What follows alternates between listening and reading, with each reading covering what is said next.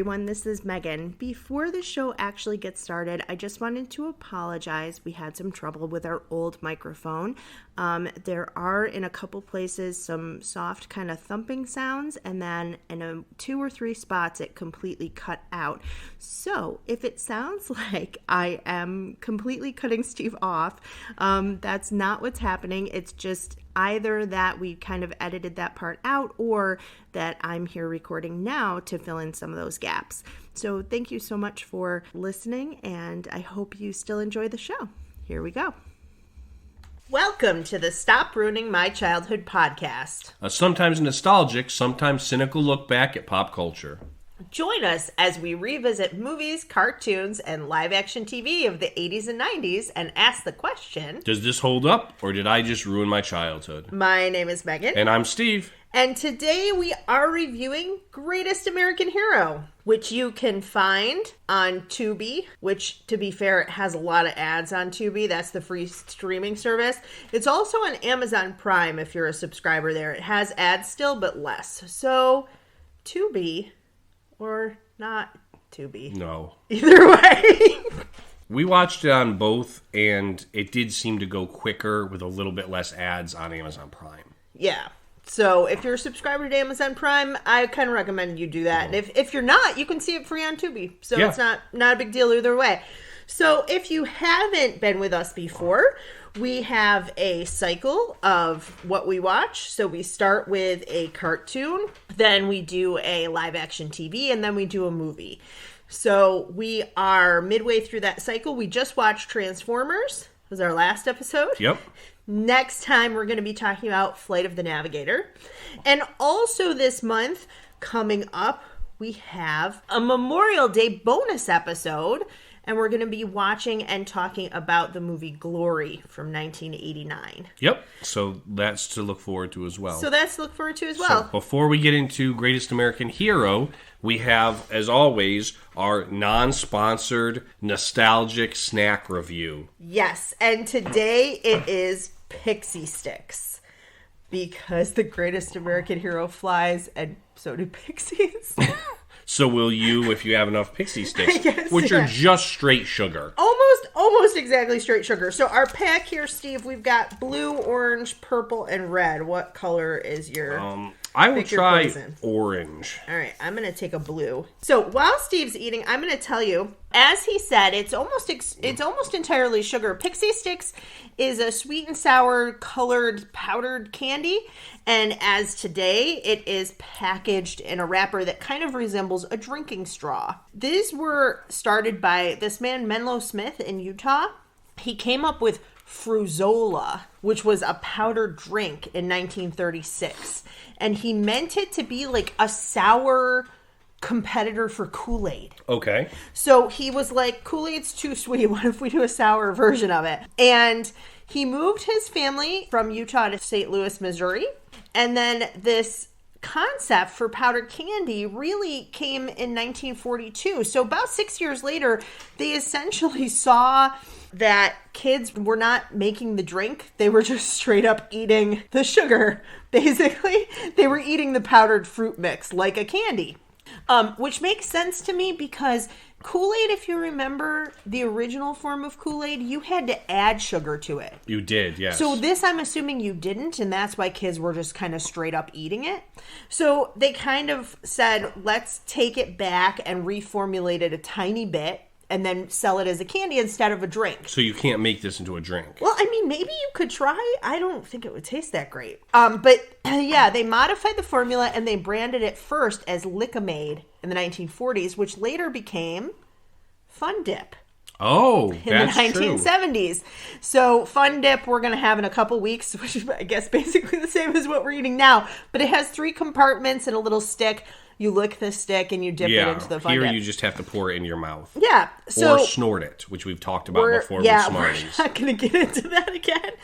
So 1959 is when Pixy Stix officially came out. And they had basically the same but differing flavors. Parents complained because you can't reseal this straw. And so sometimes it gets quite messy. Yeah, you got to just suck down the whole straw. You don't save Pixy Stix. Well, I think that's why this is a smaller version of what I remember. I remember like a long, maybe they have different sizes and we have like the mini size. Okay. Oh, that blue's a little bit tart for me. How's your orange? It tastes kind of like Tang. Yeah. So it's a little sour, but why do they have a best before date on the side of a Pixy Stick? I feel like these things are never going to go bad. Listen, it's best before April 2023, so we're fine. We're like, yeah, but I feel like you could probably store these and eat them forever. Like after the apocalypse and the cockroaches take over, you could still eat Pixy Stix. What I was going to say is that Pixy Stix, because of the complaints of parents, they reformulated it again. And this time, they created a hard-pressed version that we know as Sweet Tarts. Oh, okay. So, Lick-O-Made, Fun Dip, Pixy Stix, and Sweet Tarts really are pretty much the same formula candy, just kind of packaged 3 different ways. That makes sense because this tastes a lot like a Sweet Tart. Yeah, so that came out in 1962. In 1989, the company Fruzola and Sunline became part of the Wonka branch of Nestle. So we talked about before, Quaker Oats had this Wonka candy. Yep. Tied in with the movie. If you haven't listened to our episode yet on Willy Wonka and the Chocolate Factory, go back and do that. Yeah. So in 1989, they became part of Nestle, but then they were bought by the Ferrera Candy Company in 2018. This is a lot more tart than I remember. And I have to say, we talked about snorting some candy before, how ruffians and, as Steve put it, degenerates that he hung out with. Right. I think I might have snorted Pixy Stick one time. Yeah. And it immediately, again, as I said, I don't want to pretend to be Scarface, and it just hurt my nose. It was burns. not pleasant. Yeah, it's not a pleasant feeling. No. I took a couple shots of this. All right. So we rate the candy 1 out of 5. We rate the show 1 out of 10. What are we rating on today?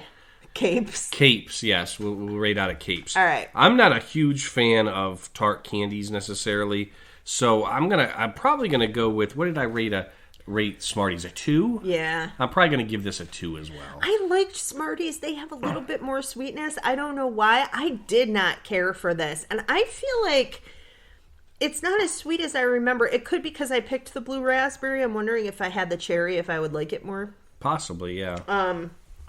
I mean, if I were younger and just wanted to get sugared up, this is the way to go. I mean, it's the most direct route, right? It's like mainlining. You just want to suck down as much sugar, maybe with a little taste as possible. Oh, you look like you liked that. No, I just tried the cherry.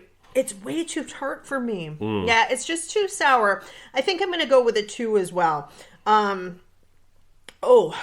It's sour, and yet I'm going to have a sugar high. Like, that's the worst of both worlds. Yes. Okay, so... Yeah! 2 capes. Capes out of 5. Yep. For Pixy Stix. But hey, if you want that nostalgic treat and you disagree with us and you love Pixy Stix, I'm going to link that on our blog, Watch With Us. You can find the links there to buy the candy, and you can also find links for some of the things we talk about, including the show links. So, Steve, tell us a little bit about Greatest American Hero. If you're out there listening and you've never seen Greatest American Hero, first off, pause this podcast. Go watch it. You can see what we've watched, what episodes on our website. Yep. Stop ruining my childhood. But here's a quick rundown. It was a TV show that ran from 1981 to 1983. It was 3 seasons long. And basically you have a mild-mannered school teacher who teaches high school special ed, which in 1981 was more like the challenging class for behaviors, more than actually kids that needed like special help necessarily. Yeah, we're going to talk about that later. And so, it's kind of like, it reminded me a little bit of like a Welcome Back Kotter, which was just a few years earlier than this probably and would have been on people's minds. So you have Ralph Hinckley, who is this mild-mannered high school teacher who ends up being gifted by aliens this special suit that grants him superpowers. He's then teamed up with an FBI agent, Bill, who he points him to cases and crimes that need to be figured out, and the two of them work together to solve them. It's actually more of a 3-person team, because also Ralph's girlfriend, Pam, is an attorney, but she ends up getting roped in to help on a lot of these and ends up being part of that team, kind of. She almost acts as a liaison between Bill and Ralph, who are very different, right? Ralph is like a young, hip kind of school teacher, and Bill is like a hard-nosed, by-the-book FBI agent. Mm-hmm. And so the two of them very often are not on the same page, and she kind of runs a little bit of interference. And so the whole premise of the show is that, you know, mysteries or cases come up, and then the two of them work to solve it, with Bill's ability as an FBI agent to kind of look at the clues and try to solve a mystery, and then with Ralph stepping in with his superhero powers to kind of help in a supernatural way. Yeah, it's a little bit like a buddy cop detective type of show. A little bit, yeah. With a superhero twist. With a superhero twist. So, some fun facts in history about the show. First, there were a lot of shows that had kind of a superhero twist at the time. The Incredible Hulk with Lou Ferrigno, Wonder Woman, The $6 Million Man, and of course in the pilot we see like Super Friends. They're watching like some cartoons that have a superhero theme as well. So Stephen Cannell, he is the show creator, and he basically planned the show initially to be a series emphasizing real life problems. So he was going to have this suit, but then solve problems like with the special ed kids, possibly with his son, because we see in the pilot he's divorced and he has a young son, things like that. And what ended up happening is that the network messed with the show. Mm-hmm. So there was a change in management at ABC, and they wanted more heroic, save the day, big action plot kind of things. The ABC executives, Marcy Carsey, and Tom Warner, if you've seen a lot of shows they produced later, Carsey Warner shows, Roseanne was one of them, so they had a lot of hits and stuff. They really finally came to this agreement with Cannell that the powers would be in the suit and not the man. So they still wanted to have like this grounding that he was a normal everyday guy, right? And having him not really understand how to use the suit was kind of part of that. And we'll get into that with our full recap. But the series also tried to emphasize character comedy. So like still, again, trying to ground it with the superhero antics, but they still have like typical human flaws and life issues kind of in between the action, right? Yes. So that it's not totally about like FBI and things like that. I want to mention too, Steve mentioned that the teacher is a special ed teacher. That came out of the creator's experience. He was dyslexic. Okay. But he also, this is like, to me, a good example of how that doesn't mean that you're not great with like writing and creativity. He wrote this. He wrote Columbo, Ironside. He was a co-creator for the A-Team, which we also reviewed. Yep. He was also a co-creator for 21 Jump Street. So many others I can't even name. So he really went on to do a number of amazing things. The symbol on the suit is supposed to be possibly an open book with a needle in it, like a sewing needle. Okay. I don't know why. I think that might be in an episode that we didn't watch, but it is supposed to be like opening the book of knowledge. Okay. I just assumed it's an alien symbol because the suit's alien. Yeah, but it has something to do with like knowledge and yeah. So Ralph, his name is Hinckley, but they decided to change it after the assassination attempt on President Reagan, right? Which would have been right in this time period. John Hinckley Jr.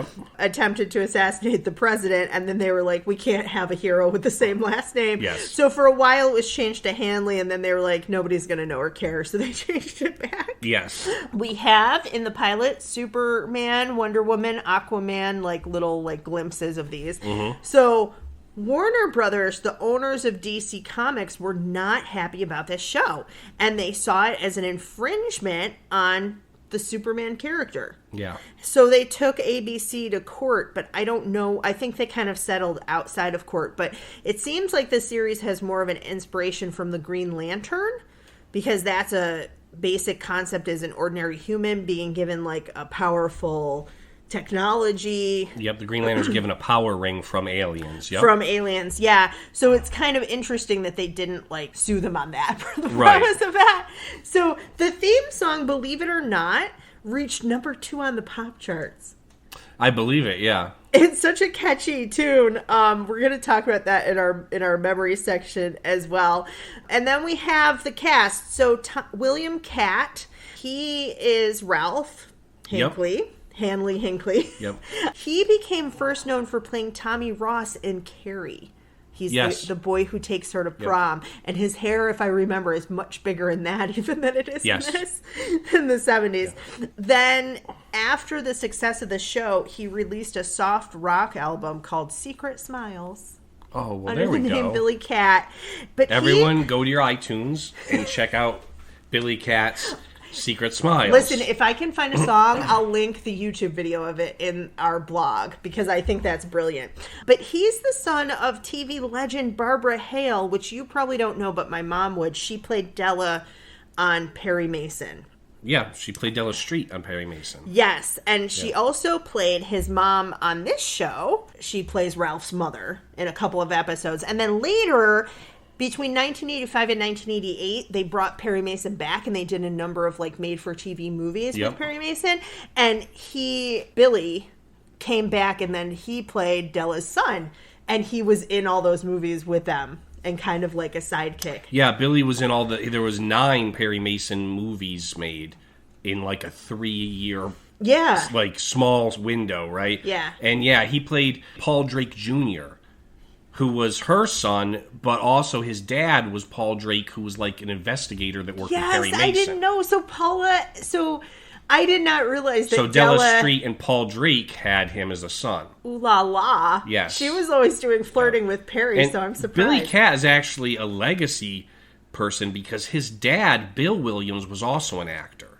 What was he in? He was widely known for being in the Western The Adventures of Kit Carson. Oh, interesting. So he had both his parents were actors. And it's one of the reasons that he was, a lot of newer actors, and I would classify him as newer at this point still. He had done Carrie, right? Yeah. But after Carrie, he was on an interview with Roger Ebert in 1979 before this project, and Roger Ebert asked, like, what's new? Well, what's next for you? Mm-hmm. And he said, because he was from an acting family, he didn't feel like he had to, like, he wasn't in a situation where he was waiting tables, right? Right. So he said, I'm really just holding out, and I just really want to take projects that pique my interest. Yeah, it's nice if you can afford to do that, right? Well, when you're from a Hollywood, right? Yeah. This is like Drew Barrymore, right? Who had acting in her blood, right? Yeah. And so it wasn't like she was in, a big push, right? Right. Or like Tom Hanks's kids, right? Yeah. But then you come to Nicolas Cage, who's also from a family like that, and he just... He does everything. Does everything. Right. So, Robert Culp played Bill Maxwell. He's the FBI agent. He's a character actor who did a ton of shows, really from, like, the 60s straight through the 2000s. But most famously for I Spy. I Spy. With Bill Cosby. He also did a couple episodes of The Cosby Show because of that. Mm-hmm. Murder, She Wrote, a couple episodes. He was in Everybody Loves Raymond. Yep. Get Smart, Gunsmoke, Columbo, just tons and tons of stuff. Then we have Connie Selica. Now, Connie Selica is probably most famous for the show Hotel. Yes. But I know her from Christmas movies. Well, she won an Emmy for Hotel. She was great. Very well known. But I know her from the movie I Saw Mommy Kissing Santa Claus. Yeah. This was kind of one of her first projects. She did a lot of Lifetime movies later on. Later on, yes. And but she is super attractive. She's beautiful. Yes.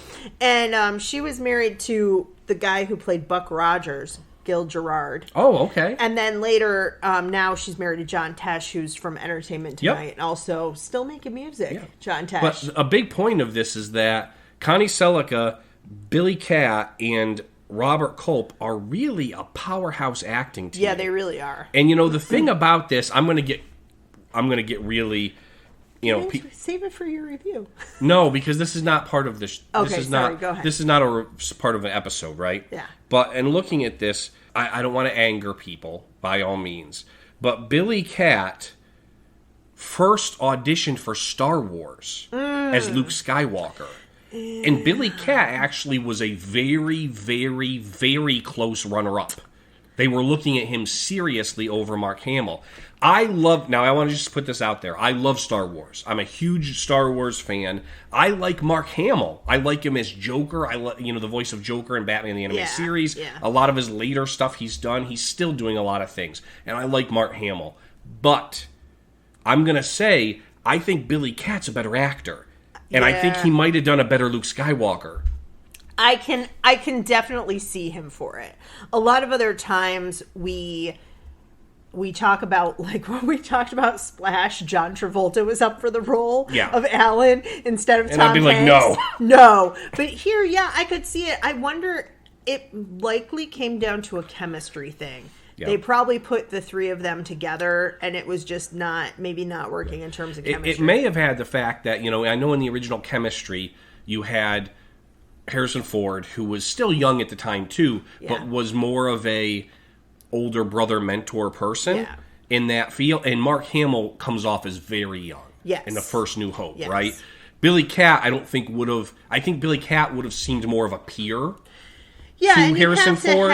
You have to have, because Mark Hamill's character is supposed to be very innocent, and Harrison Ford's character is supposed to be like he's seen it all already, even though he's quite young too. But looking at Mark Hamill in the original Star Wars, which is just a few years before this, right? You're looking at Empire Strikes Back around this time, and Billy Cat at this time, I feel like looking at the two of them at the same point in their career, I feel like Billy Cat's got a little better chops. They kind of have a similar look as well. Yeah. So the series, as Steve said, only ran for a couple of years. And then they tried to bring it back a couple of times, and it just never really worked out. In 2018, there was supposed to be a Greatest American Heroine.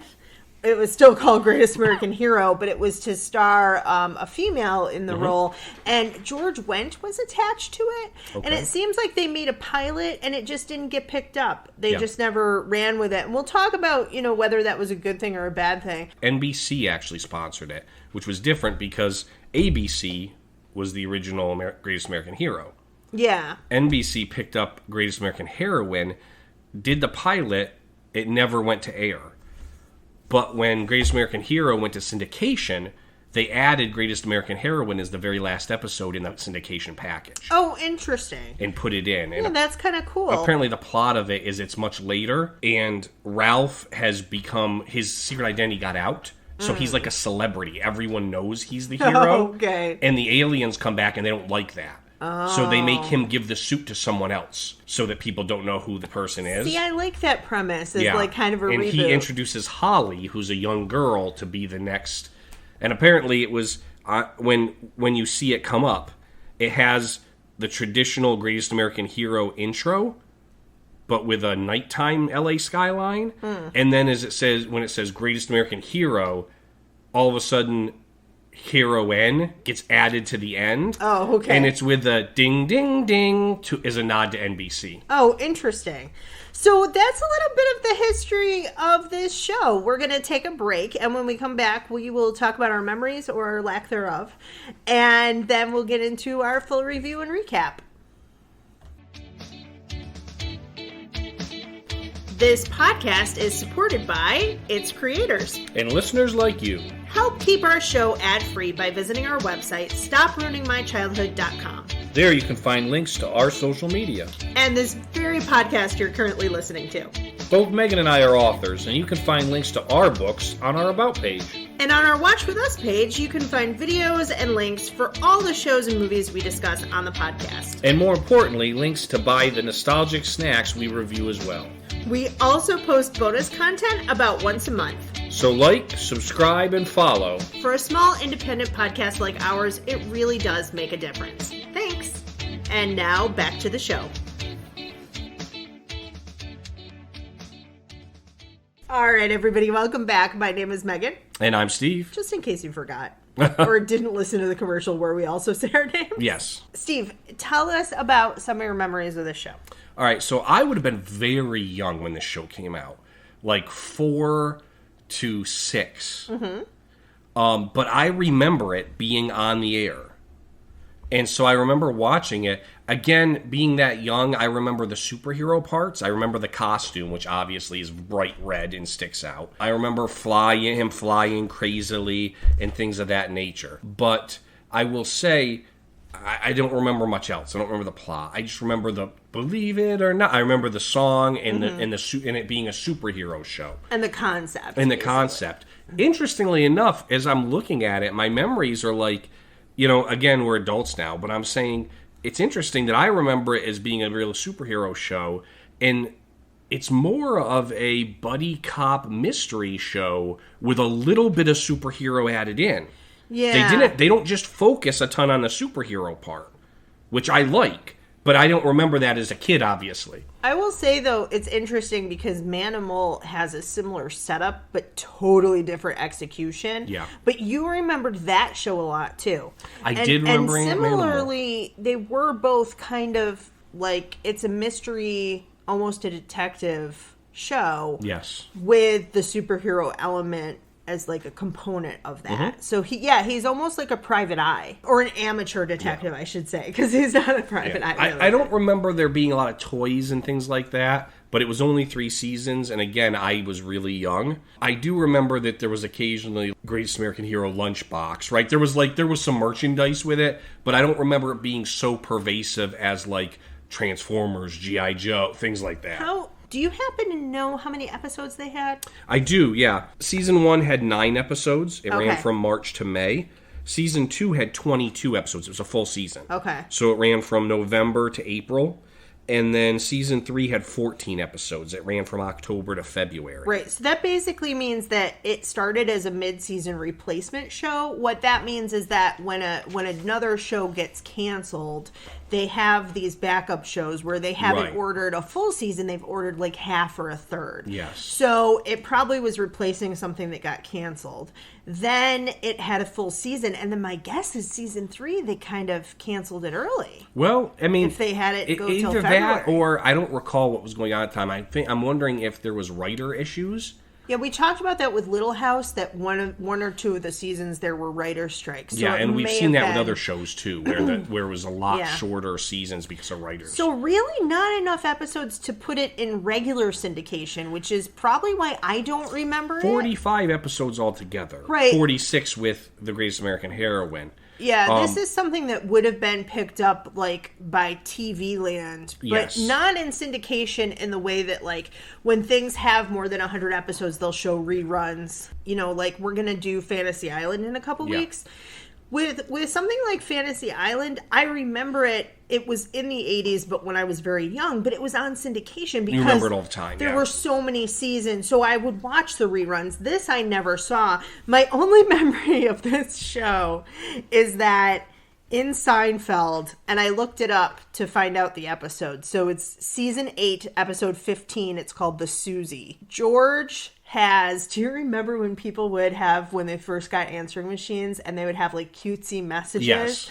And we as a family, like, we recorded ours until we had it perfect, where it was like, hello, this is Megan and Tim and Karen. And oh boy. Tim had an answering machine, I think in college, where he was like, hello, I can't hear you. Just kidding, this is my answering machine.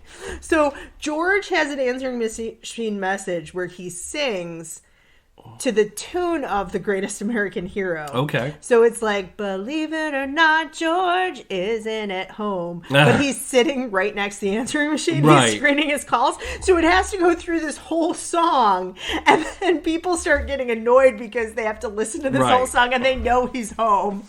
And I just found that so funny. So that aired in 97. And that's really my only exposure to this show, is a reference in a different show. So those are our memories. Let's get into the full review and recap and see if it held up for Steve and if Megan enjoyed it the first time around. The first episode we watched was a double episode. It was the pilot, which was a part 1 and part 2, Greatest American Hero. And it's interesting. It starts off introducing Ralph as a struggling teacher, and he takes his kids out to a long field trip in the desert in a van, and that's kind of where things get a little crazy. Their vehicle stalls, and then he goes to get gas or go to a gas station, and he ends up running into the FBI agent.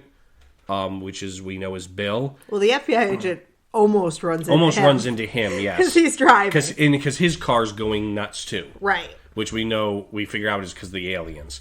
The aliens show up at the two of them, and basically Bill's ex-partner, who just was killed by bad guys, has been saved kind of by the aliens, and they use him to speak to them and basically tell them, listen, the aliens have chosen you guys, we're going to give Ralph a suit that's going to give him powers, and, you're going to help point him into the directions that he needs to, that he can do the most good, basically. Right. So they're forcing them to team up. Yes, because they don't care for each other off the bat. And then the aliens disappear, and they say, here's the suit and the instruction booklet of how to use the suit and how to use all its powers. And so the two separate again because they're really not getting along.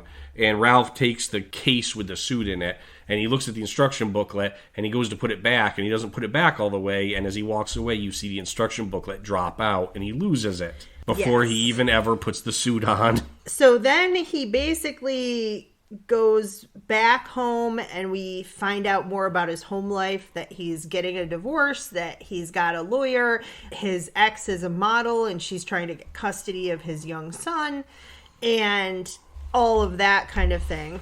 And then we see basically Ralph trying to figure out the suit and struggle in his day-to-day life. He has the divorce going on, a custody battle for his son who we meet. His girlfriend is his lawyer. At the same time, Bill is trying to figure out what happened to his ex-partner. And that kind of brings them back together. They find out that there's this large conspiracy going on where this group, Gideon's Army, who seems to be like a religious fanatical group, are funded. They're a cult, maybe. They're funded in basically strong arms for this rich guy who also has backed the vice president of the United States. And so they have a plan to get rid of the president and insert his bought and paid for vice president as the new president. Right, so it's like a coup. It's like a coup, yeah. And they find out about it. They jump in. They stop the coup. And Ralph is able to use some of his powers to stop the coup, basically. Yeah. And so that's kind of what the first... It's a 2-hour or a 45-minute two-parter. But that's basically what happens. And you get to... It really does a good job of introducing all the characters and kind of the subplots as it goes along. Yeah, so let's go then piece by piece. Thank you for the summary. So we have a tag at the beginning, right, of Bill's partner. And this was just something I noted. The religious cult is chasing him in dune buggies. Yes. Which, again, we also saw in Manual, and I put, what's up with so many dune buggies? Yeah. We saw did we see in the A-Team, too? Yeah, I think the A-Team might have dune had buggies must have been like the hot thing. They were a big thing in the 80s, yeah. Yeah. So this cult, they're skinheads, essentially, so they look kind of like neo-Nazis, but then this woman starts singing Onward Christian Soldiers in a very warbly voice. Or Nazis are what I thought of was Hare Krishnas. Yeah. Which were everywhere in the 80s. Yeah, they were. Yeah, so it's kind of like a militarized group of... And then we come into the kind of normal part of Ralph's life, which we see for about 20-25 minutes. Yeah. What did you think of this section? It wasn't too bad. I liked the fact that, first off, I thought it was interesting that Ralph is in the middle of a divorce, right? And there's a custody battle for his son, who he has custody of. And in 1981, a single dad wouldn't have been necessarily a real common plot point. Yeah, I thought that was really interesting that they didn't... Most shows of this time period, and even today a lot of times they shy away from it. Most shows of this time period would have him be a widower, but they really went a different way and kind of showed the reality. We're, as Gen Xers, we had our... parents' generation really had super high divorce rates that had not been seen really before that point. So it's always surprising to me that a lot of shows didn't reflect that.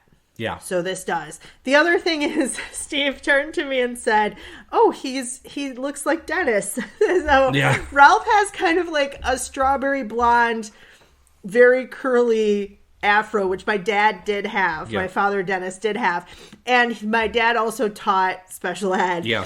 And this is, to me, really indicative of the time period, because my father complained about this as well. He would say, they're not giving me kids who actually have special needs. They're giving me kids who are just having behavioral issues. Right. So if you were sent to the principal a number of times, you'd be sent to special ed almost like a punishment. To get you out of class. To get you out of class, but it really wasn't necessarily what you needed, right? And they have this conversation. Two things happen in this conversation. The first is that the former special ed teacher tells Ralph, like, yeah, I was looking at it like I could do some good and rehabilitate those kids, but then I turned to defense tactics because they ruined my car and they poured sawdust in the engine. Yeah. And then they set my lawn on fire, all these things. And then Ralph says, some of them are really smart, like Rhonda. And what does the other teacher say, Steve? He says, oh, you mean love me, Rhonda? Yeah. And then he goes, face it, Ralph, you got a real trash can in there. Yeah.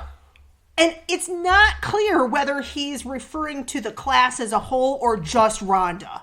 Yeah, there's a number of times Rhonda mentions or talks about herself as being trash, or her mom's trashy. Yeah. And that people think she's kind of easy. Yeah. It's so sad. We meet some of his kids, and interestingly enough, I love that the tough kid that's giving him the most problems, Tony, is played by Michael Paré. Yeah. Who is famous for being in another late 80s movie, Eddie and the Cruisers, which is a cult favorite. Okay. So anyone out there, if you're an Eddie's and the Cruiser fan and you want us to do Eddie's and the Cruiser review, let us know, because I would be all over that. It's I love Eddie and the Cruisers, and he played Eddie in that movie. Okay, so I instantly that just connected with me. I did really like, it is a diverse classroom. It did remind me, as you said, of Welcome Back, Kotter. Yep. But then I put also, these kids are at least 23. Yeah. And I look it up, and Yeah. Michael Paré, who plays, like, the leader. Tony, yep. Tony, and he's dating Rhonda. So Yep. the two of them are kind of featured, and in season 2 later, they were, like, featured players in Yeah. the show. But I look him up, he is 23. Yeah. And she was 24, and I was like, oh, I nailed it. Yeah. So then they go to the desert on a geological field trip. It is nighttime. By And the they're time just by the time they get there, it's nighttime. Yeah, it's dark out. Yeah. They're just driving in the desert. Can we also talk about, on the way to the desert, they stop for like a late dinner Yeah, at a diner. in a diner, and that's where they first meet Bill, who Tony tries to pick a fight with Bill, the FBI agent, and basically making fun of the fact that he wears a 3-piece suit. Yeah. And they almost go to blows, and Tony pulls out a switchblade, and Bill pulls a gun on a kid. Yeah. Right? So the FBI agent pulls his gun on a high school kid, and Ralph is able to kind of break it up and dissolve the situation. Yeah, I really like that you get to see Ralph's personality, that he's a peacemaker, because that's going to be really important later on. He kind of reminded me of Michael Landon in Highway to Heaven, Yes. where he's going around like helping people. I wanted to say too, so the bus breaks down in the middle of the desert. I actually had this happen on a field trip that I was a part of. The bus broke down. They had to pull over at a rest stop in the middle of like a rain sleet storm, and we were stuck there for 7 hours. It just kind of reminded me of this scene, being stuck on that field trip. But then we have the spaceship. Yeah, that's what I wanted to talk about, because I feel like this, I wrote down, the alien spaceship is really good special effects for the time. It was really good special effects. Good special effects, especially for a TV show. It reminded me an awful lot of Close Encounters of the Third Kind. Yes, that's what I was going to say too. So the spaceship comes and you mostly see it from the bottom. It's like lit up. It was very detailed.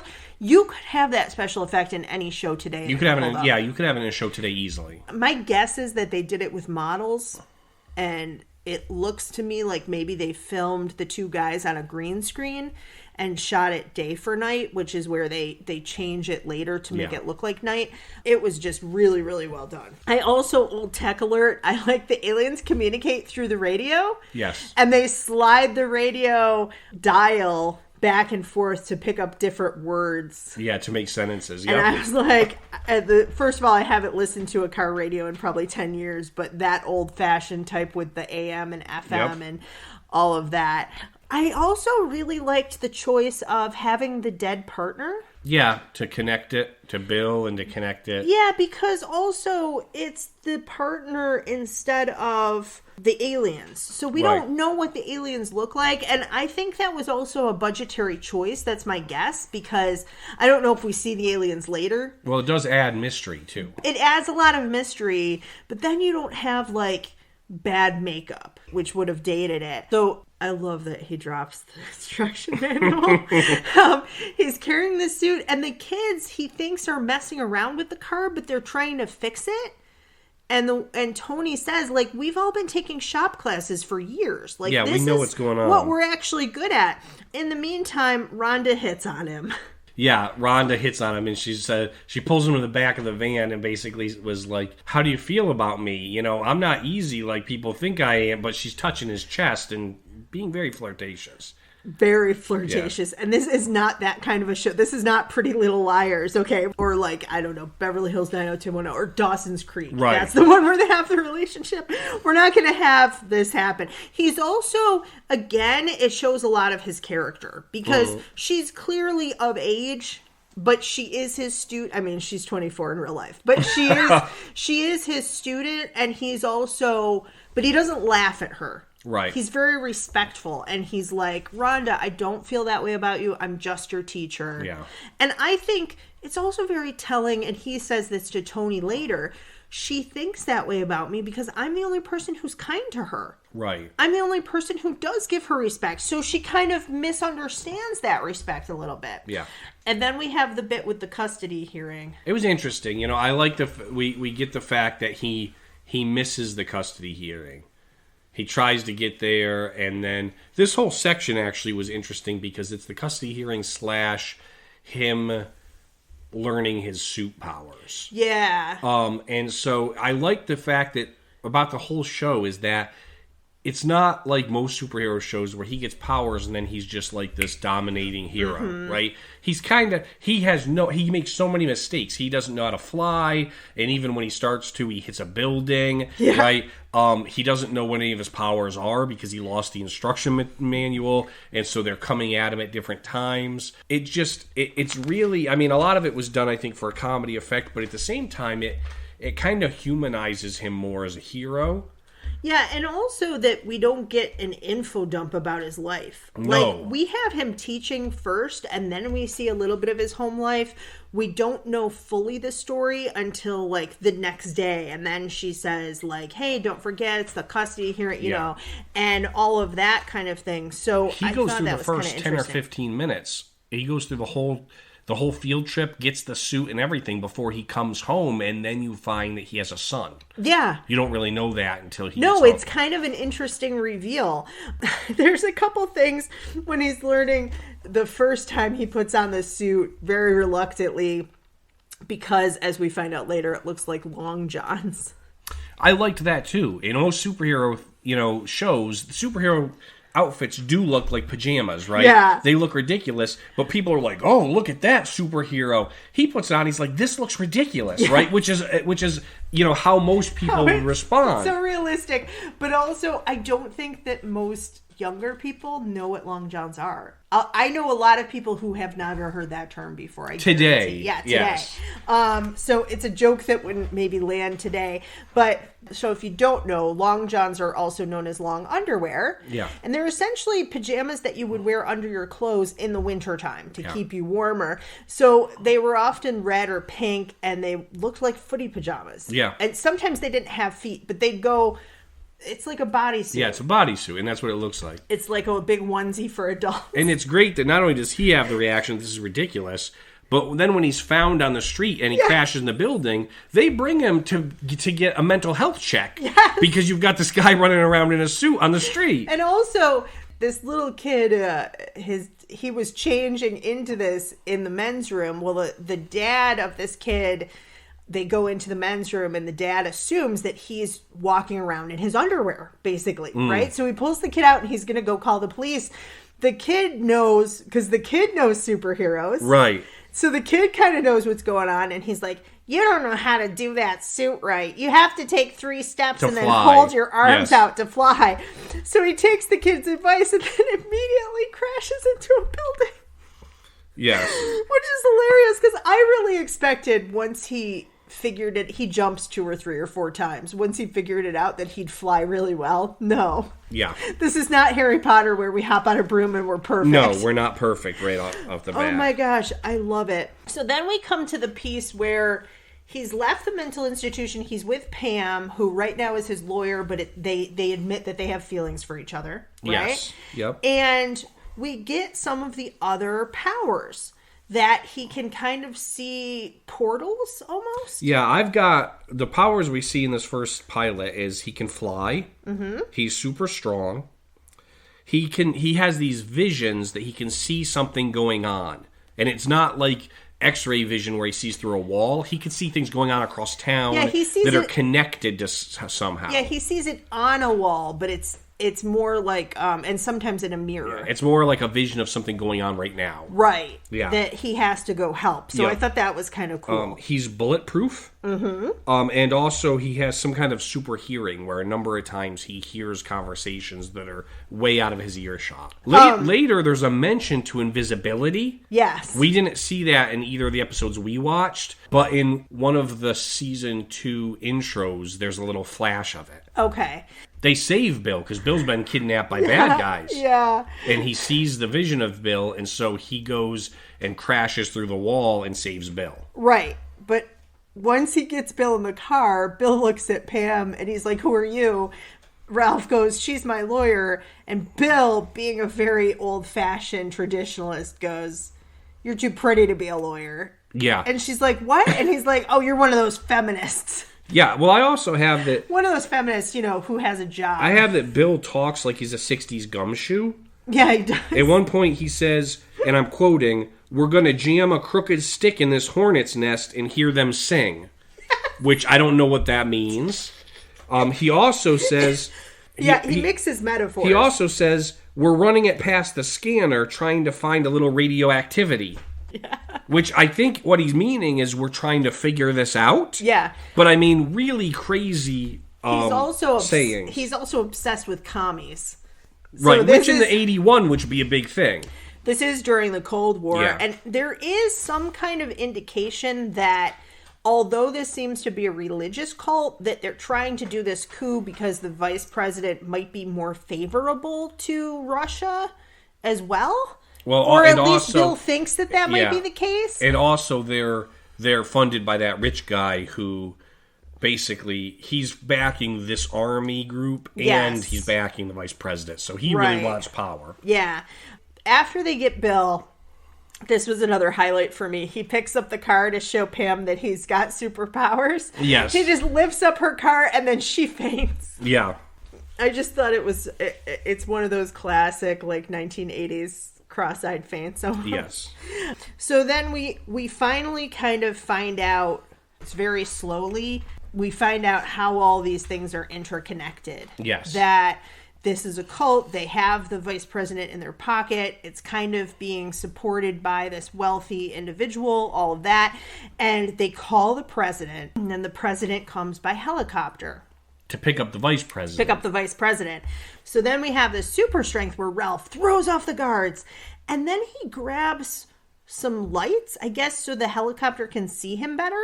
Yeah, but also what it is the plan that we figure out is that they want the president in his helicopter to land, thinking he's picking up the vice president.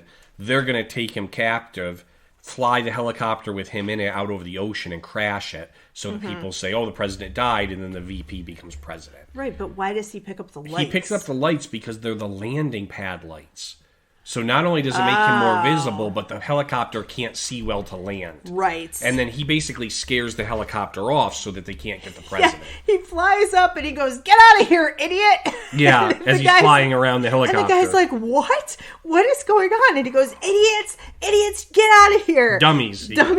And the pilot goes, "Tell the president that we're aborting the mission." Yeah. It's just so funny. Then they try to shoot Ralph, but he's bulletproof. Yep. One of the guys tries to escape in a dune buggy, and Ralph stops it with his foot and kicks it backward, and it flies like 100 feet the other direction. Yeah, so we have some antics like that, but essentially they win. And then we have a tag at the end where we're back in the desert. Bill comes to talk to Ralph and Pam. Yep. And the aliens come back and they say, good job, you did well. Yep. Oh, because also he had a choice. I forgot to mention this. He had a choice to use the suit or not. Yeah, and if he didn't, the suit would disintegrate. Yeah, so, Yeah. but I kind of liked that too. Like, he didn't have to. It wasn't compelled. Well, I also liked that they mentioned when they first gave him the suit that only Ralph can use it. Yes. So it wasn't like they could hand it off to somebody different. We have what is, I know it's the end, but it is my very favorite part of the episode, and that is that Bill kind of reprimands him, but then says, you did a good job, and for a guy who's kind of a normal guy, you were really brave, and he sticks out his hand. Yeah. And Ralph shakes his hand and cracks it. And breaks. You hear bone break because Ralph's still wearing the suit under his clothes. And Ralph goes, oh, geez, sorry, Bill. I got the suit on underneath. And Bill's just standing there like, Yeah. trying not to cry. Oh, my goodness. It's hilarious. I loved it because it sets up the dynamic between these two guys and also Pam. So the 3-person dynamic that, we're figuring things out. We're going to have a little bit of humor with this, right? Yeah. There's possibilities between Ralph and Pam, and that Ralph he's trying. And that Bill is kind of the button-down guy that grounds him, and he's the younger guy who gives him a little bit of pep and energy. So that's how the pilot ended, and then we skipped over, because this is Steve's choice. Yep. Season 2, episode 12, Just Another 3-Ring Circus. So, can we have the quick rundown? Yeah, so Bill is in the doghouse with his boss, Yes. the local director of the FBI, because he feels that Bill doesn't do things the proper way. He's kind of a lone wolf kind of guy. So he decides to give Bill garbage cases. And the first one he gives him is a missing clown. Mm-hmm. He has to go to a circus to figure that out. So Bill pulls Ralph into this and says, I know it's not our normal type of case we use the suit for, but I need to figure this out. I got to get on my boss's good graces. Mm-hmm. So Ralph goes undercover as a human cannonball at the circus. And he seems super excited about being in the circus. Oh, he's very excited to be there, yeah. Bill gets in a shootout at a luxury apartment. And then when he returns with his boss to show him, someone's covered it up. And they've gotten rid of all the evidence, and they made it look like nothing ever happened. Except there's a clue. Yeah, there's a clue for a dating site, basically. Mm-hmm. So Bill goes undercover as well as like a chore hand where he's cleaning up and things at the circus. And he almost gets eaten by a tiger at one point. Pam goes undercover to check out the dating site because both the guys are at the circus. Right. And she realizes that something seems off about that. And because then they all hit on her. Yeah, they all hit on her. They're pretty unprofessional, don't seem to be really running a business. So they end up going to the circus, and everything comes to a head when the trapeze team, we find out, is trying to rob the dating service. Mm-hmm. And when they follow them there and, end up getting into it with the trapeze team, they find out they save the day and they save the guy that's been kidnapped. Not the clown. He got killed, unfortunately. Yes, off camera. Off camera, because he figured out what they were up to, and that's why he went missing. But they had kidnapped another man in the interim, and he was a CIA agent. And so we find out that this dating site, much like Pam thought, was actually not a viable business, but a CIA cover. It was like a records depository where CIA agents would debrief and record it. And so these trapeze team wanted to steal all of that information from the CIA. Yeah, and basically they've been stealing information from every city that the circus traveled to. I believe so, yeah. At one point they tried to kill Ralph by overloading the cannon, which shoots him way far, but of course Ralph's indestructible because he has the suit on, so it's not a big deal. Well, and he can kind of fly. Right. Yeah. So they end up winning the day, and it puts Bill in not only good graces with his boss, but the head Washington, D.C. FBI, because it was such a big case that they were able to solve. And Pam is getting calls from CIA people wanting to date her. Yeah, all the CIA agents that were undercover there now want to date Pam. So a little bit of tension there between Pam and Ralph as Yes. well. So it kind of, again, it ends in a little bit of a humorous kind of uplifting I think way. it ends with Ralph saying, "What did you do at that dating site?" or something like that. Yeah.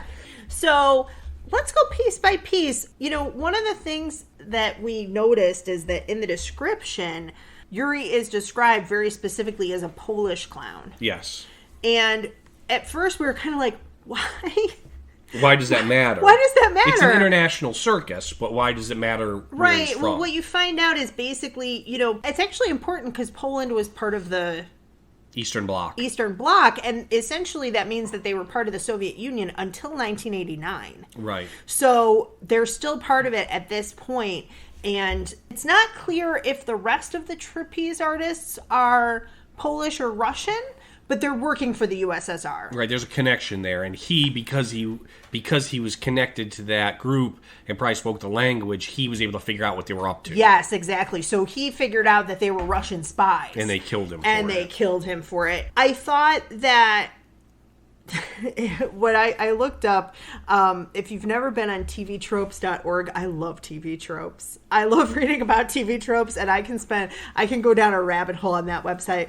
But I looked this up because the last live action show we did was Little House on the Prairie, and they had a couple circus episodes.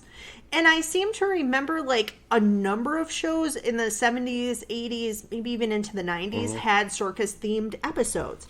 And TV Trope says the circus episode provides an excuse for producers to show off lots of circus acts. If any of the regular casts have talent in these areas, expect the plot to require their character to step up and perform in the show for some reason. Yeah. Which we have because Billy Cat can juggle. Yeah. They also mentioned that, they mentioned when they arrived there that this is like the premier circus in the world, and it's just called the International Circus. Yeah. But at the time, Ringling Brothers was doing a lot of tours. Yeah, Ringling Brothers. I remember in the late 80s going to see Ringling Brothers. Because Ringling Brothers merged with Barnum and Bailey. Yeah. And so you had Ringling Brothers, Barnum and Bailey Circus, and I actually went to one of their last shows before they shut down. And it was really fascinating. And I went as a kid as well. But we do have the actor who plays Ralph juggles really, really well. I also want to say that circus episodes, what I found, I wrote a book that featured the circus, so I did a lot of research for it. It's kind of a subversive world. It's like its own separate world. It's very insular. And so you do have to infiltrate it because, and this is kind of true of carnivals too, because they'll use this term for people who work in both, but like carnies. Right. Carnies don't trust outsiders. Right. Right? And so they do have to really go in and be undercover in order to become part of that world. And it's not until they're working there for a long time that then someone says, I heard you kept asking about Yuri. If you keep asking questions like that, you're not going to last long. I just want to warn you. Right. Right? And I also thought it was hilarious that Bill ends up mucking out the stables, essentially. Yes. He wanted to be a big-time security guard, and he's not. They also utilized it to drop little informational pieces, like when they're checking the missing clown's tent. Ralph says to Bill, something to the effect of, clowns, there's more to it because, like, a clown's makeup design and wig are actually, like, licensed, and only that clown can use them. Yeah, you really can't. So you get a little more information than you... Yeah, you can't, like, trample on somebody else's character. Right. Yeah. I also, before we get to the circus, Bill being reprimanded by his supervisor. First of all, this guy has the bluest eyes I've ever seen in my life. And I was like, are they fake? I looked it up. No, the actor's name is William Bogert, and he really did have, like, very, very blue eyes. He's young at the time, but he was a character actor, too. Yeah. He was in a number of other things. But I love that first of all, one of the running gags is that Bill keeps losing cars. They keep getting destroyed. Right. And the second thing is that Bill, who in the first episode was wearing a 3-piece suit, is a little bit more rumpled.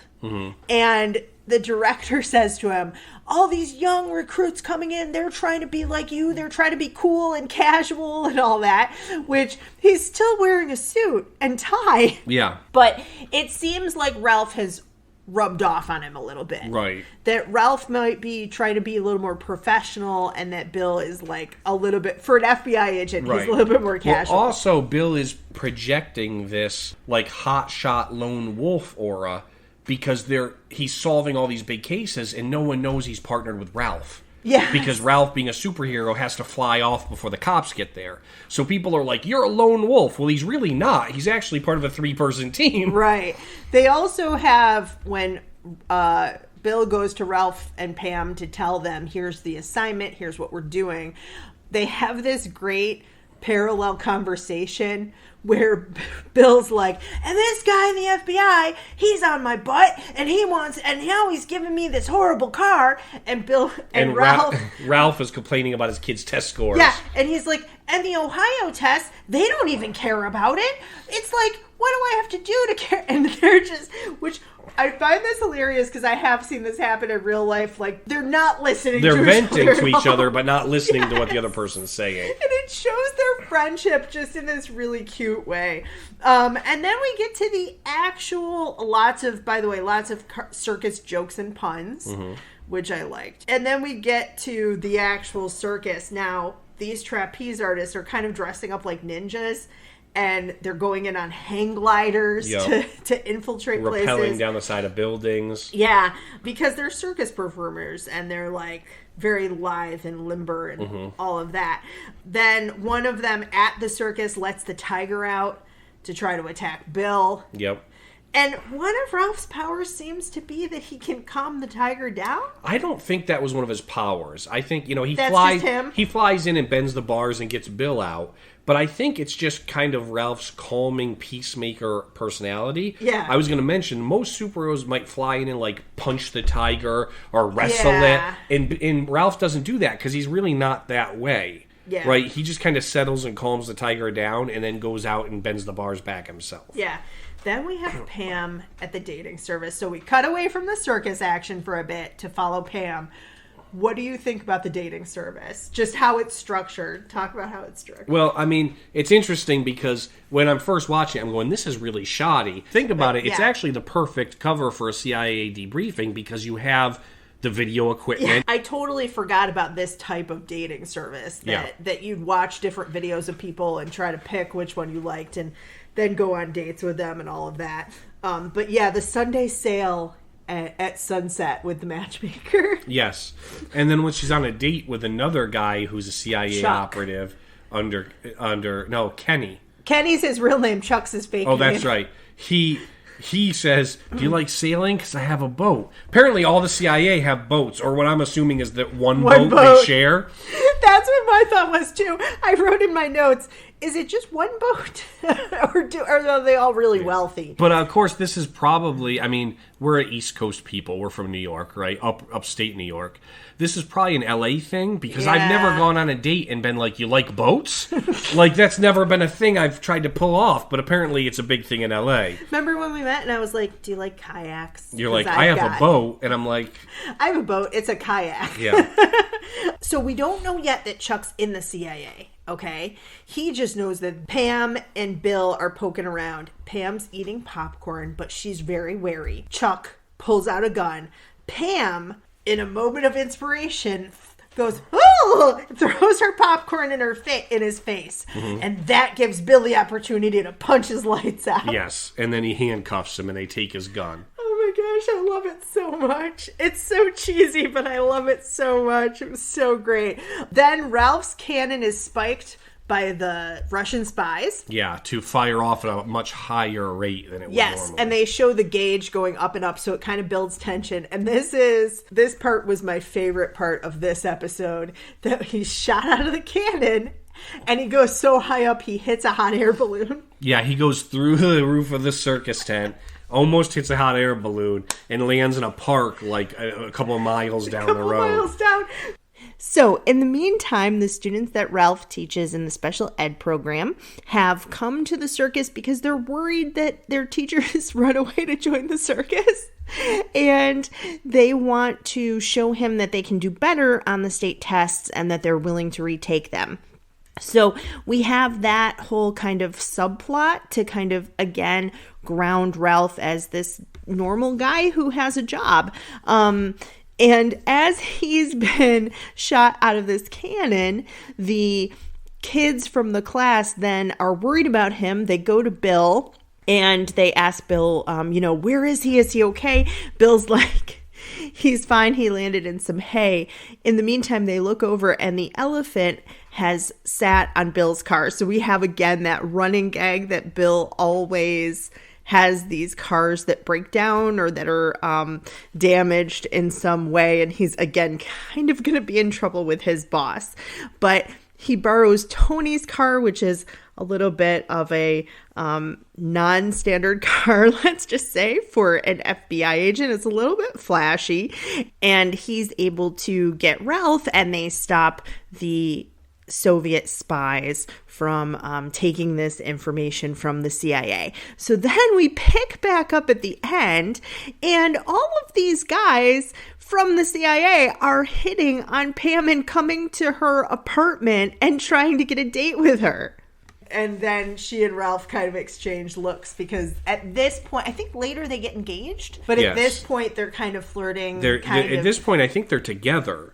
But they're not engaged or anything. Right. But yeah, so it ends with Ralph looking at her after all these guys are showing up and goes, "What did you do at that dating service?" Because, of course, it's her fault that these men are all after her. Also, super creepy because they're CIA, so they know where they're she stalking lives. her, They're yes. stalking her. But look, it's not that kind of a show, and it ends in this really cute, sweet way, and all's right. And this is another thing we've seen with a lot of these 80s shows is that they're a one-off, that there are some things that carry through. Yeah. But really, it's a one-and-done story. Problem, complication, and then solution. Some of the things carrying through are subplot, like he still can't fly that well. Like Ralph's divorce, right? And the fact that he's a single dad, which I put down next to that. I really like that because I felt it gave depth to the story. Yeah. All right, he was just not this teacher who's a superhero.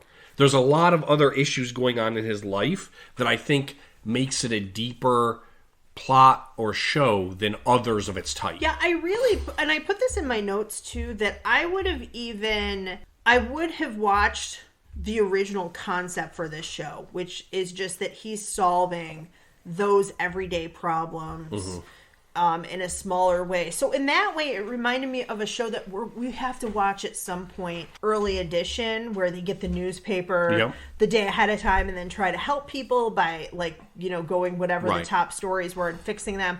Or Highway to Heaven again, where they're solving people's problems, but a lot of times they're not the biggest problems in the world. It also reminded me of a show we love, Chuck. Yeah, it was a little bit like that, because too. Because he has superhero powers but can't control them. Yeah. And I really liked that aspect of it. So how did people feel about it at the time? So reception was actually fairly good. I'm looking now, they didn't have a lot of reception from 81 that you can really get a hold of, right? Its ratings were decent. I mean, it went 3 seasons, which was fairly good as well. What they did have is, now looking back on it, Rotten Tomatoes, it has 100% score. And that's all critics, which is really difficult because critics tend to not Yeah. I think it's like 11 or 12 critics gave it 100%. Wow, okay. IMDb gives us 7.9 out of 10. I mean, it had a very good reception. It's one of those shows that fell out because probably, like you said, it doesn't have a large syndication package, right? We're talking 45 episodes total. Last week, Transformers Season 2 was bigger than this entire show. Right, yeah, that's true. The other thing about this is that I know that I've seen it on lists of best sci-fi shows of all time. Yeah. So that kind of says something. And I will say this too. A lot of great sci-fi shows don't have that long of runs. If you think about, we were just talking about Firefly. There are some like Star Trek that go a really long time, but something like Firefly, Andromeda, VR5. I don't know if you remember that show where virtual reality is real. Yeah. There are a lot of these sci-fi shows that have this great concept, but sci-fi can sometimes be a niche genre where only kind of certain people watch it. So what did we think of it? We're going to do our ratings, and then we have a sneak preview. Well, I'll rate first because this was new to you. Yeah. So so my rating, I really like the show. I'm going to say that there are some dated elements because it's from 81, right? There are some things in here that are pretty dated. Huge computer rooms. Huge computer rooms, right? Obviously no cell phones, no things like that. Yeah. The cars are very dated, right? The way that Bill kind of talks to ladies is a bit dated. He even like way into season 2, he's still like, yeah, gorgeous to Pam, right? But despite all of that, I think there's a lot of good dialogue here. I think the writing was good. I think the production value is good. There's even little quips that are snuck in there. Like at the end of the pilot, as Bill is telling Ralph that he did a good job. And he's like, obviously, you know, you're the guy with the suit. And then they teamed us up together for a reason. He's like, you know, and I should be like kind of the like boss because I'm an FBI agent. He's like, why else would they team us up? And Pam goes, comic relief. Right? And it just and she just says it from the background. Yeah. But it's really interesting. You know, there's a lot of things like that I thought were really good. So I'm going to give it a 9. I'm going to give it 9 capes out of 10. Okay. So for me, this was a really, especially after last week, this was a really refreshing show. We did not have time, but I really didn't want to skip to season 2. I really wanted to just watch episode 2. Yeah, I would watch more of it. I to would be watch honest. the I think whole it's a pretty thing. good show. Yeah, we sometimes binge watch stuff, and especially you can hear us sniffling a bit here and there. We're still kind of recovering from COVID. I think if we had time, I would binge watch this. I really would, and I think that they could bring it back either just as a straight reboot or as a Netflix show where it's a short form, like 10 episodes a season, so that it has kind of a beginning, middle, end. Greatest American Heroine. Either way. I mean, either way. I think some of the dated stuff, you know, a lot of like Bill's comments. Bill is supposed to be like a silent generation guy, and the two of them are basically baby boomers. So it is supposed to show those generational differences. And it's kind of clear when he's like talking about the special ed kids in a negative way or kind of being a little bit demeaning to Pam that you're not supposed to act like that. Right. So it's not like, you know, with some of these where it's condoned or overlooked. It could be updated, though, where Bill is a baby boomer and Ralph is like a millennial. Yeah, or Gen Z. Yeah, exactly. So I think that this was a great show, and I'm going to give it a 9 as well. I thoroughly enjoyed it, and I was kind of pleasantly surprised. Reading some of the descriptions, I thought, oh, it's going to be kind of like Manimal was okay. We kind of gave it a middling score, but I thought it would be like that. I thought the editing was great. I thought the acting was great. I thought it was just the right amount of humor, the right amount of action, the right amount of mystery. So,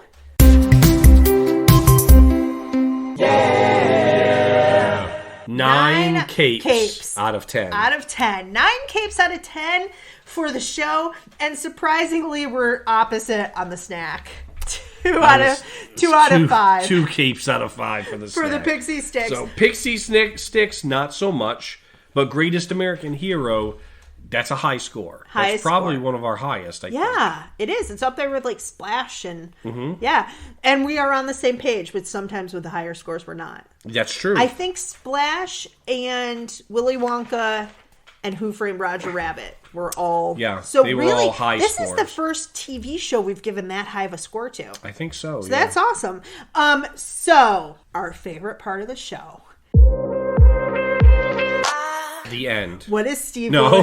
No. A preview for later. What is Steve willing to watch? So our next film, because we tape these a little bit in advance, our next film we know is going to be Flight of the Navigator. Yep, which was a fan suggestion. After that, we come up into summertime. Yep. So we have a list of 10 summer movies. You're going to pick one, and I'm going to pick one. Okay. And you get to go first. So here is our summer movie list. Are you ready? Yes. 1979, Meatballs. That's a Bill Yep, Murray I know movie. what it is. Yep. No, I'm telling you if anybody else doesn't Okay. know. Yeah, 1979 Meatballs. Number 2, 1987, Dirty Dancing. Number 3, also 1987, Summer School. Number 4, 1989, Weekend at Bernie's. Number 5, 1989, Field of Dreams. Number 6, 1991, My Girl. Number 7, 1993, Indian Summer. Number 8, 1993, The Sandlot. Number 9, 1994, Camp Nowhere. And number 10, 1995, Heavyweights. That's a pretty long list. Well, it's 10 movies. And they're all good. I am going to have to for go, my memory. I'm going to have to go with Field of Dreams. Field of Dreams, 1989. Oh, man. I'm really torn here because Indian Summer is actually one of my favorite movies that I can remember. I don't think I've seen it since 1994. I don't think I've ever seen But it. it was one of my favorites at the time. I feel like, things like Dirty Dancing, Weekend at Bernie's are really well known. I kind of want to do something that people might not know as well. So what's it going to be? I don't know. Okay, I'm going to tell you. I'm going to go with Camp Nowhere. Field of Dreams is really a movie for adults that I enjoyed as a kid, but I think we should do a summer movie that really was made for kids, and it's a little less well known, but I think people our age really love it. And also, our lineup for that grouping is all based on camp stuff. So we're going to watch John Candy had a cartoon, Camp Candy. Yep. And then we're going to watch Salute Your Shorts, which was a Nickelodeon live-action TV show. And then we'll do Camp Nowhere. All three have camp themes. Yeah. And then the movie after that will do Field of Dreams. Okay. So those are going to be some of our summer picks coming up. Super exciting. I can't wait, and we hope to see you there. So in the meantime, please, please, please leave reviews, especially on Apple Podcasts. They have an algorithm where that's where you can be seen the most. Okay. So like, follow, subscribe, rate, review. Only if you like us, I guess. If you don't, just stay silent and send us DMs about how you don't like And we're always open to suggestions, so if you have a cartoon, a live-action TV show, or a movie from your childhood that you would like to hear us do, please contact us through our Facebook or our website and let us know. Yeah, and I will say, too, if you have 3 things that kind of have a theme, like this time we did sci-fi stuff. We did Transformers and Greatest American Hero, and then we have Flight of the Navigator coming up, so kind of all aliens. Yep. Right? If you have 3 things like that you think we should do all 3, we might be open to that too. Yep. So that's it. For now, I'm Megan. And I'm Steve. Have a great week, everybody.